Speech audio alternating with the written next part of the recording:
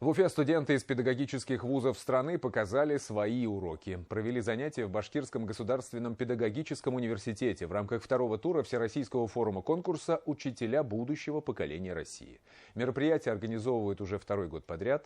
В этот раз его посвятили году педагога и наставника. Репортаж Дилии Махмутовой.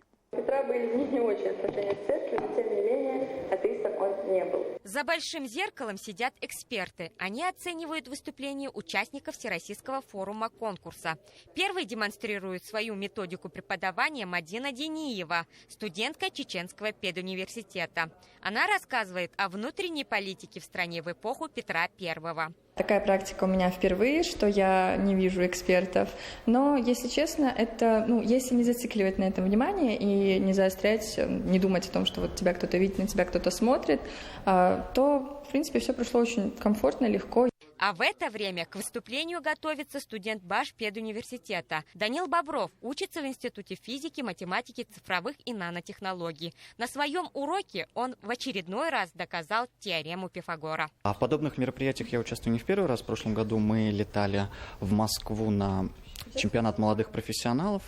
И там, соответственно, были похожие, но немножко отличающиеся компетенции. С 13 мая для 30 учащихся из 25 вузов страны проводили несколько испытаний. Будущие учителя прошли диагностику профессиональных компетенций. Далее конкурсанты представили свои проекты и в уфимских школах провели разговоры о важном. Из них и отобрали лучших участников на второй тур. И сегодня они показали, на что способны. На площадках БГПУ 9 лучших студентов старших курсов из различных педагогических вузов России. Их выступления оценивают эксперты из числа победителей конкурса «Учитель года». За первое место на этом форуме участник получит 50 тысяч рублей. Всероссийский форум-конкурс запустил Акмолинский университет в прошлом году. В этом году есть и конкурсантка из Луганской Народной Республики. Участники успели выступить в конкурсной программе, побывать на лекциях и мастер-классах, поучаствовать в дискуссиях и даже посетить Шихан-Таратау. На данный момент, когда ребята у нас защищаются и проводят уроки для наших студентов педколледжа, параллельно этому у нас в технопарке идет сейчас образовательная программа. Это мастер-классы, визионерские лекции, панельные дискуссии. Мы собрали в стенах Акмолинского действительно выдающихся учителей. Я очень много бываю на учительских конкурсах в качестве члена жюри, но это уже состоявшиеся профессионалы, это лучшие из лучших. А хотелось увидеть перспективу, хотелось увидеть, что будет завтра.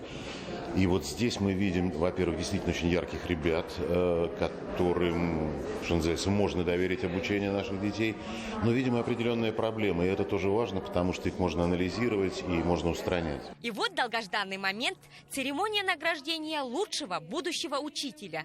По итогам конкурса победил студент Тульского госпедуниверситета имени Льва Толстого. Дилия Махмутова, Вадим Исламов. Новости Уфа.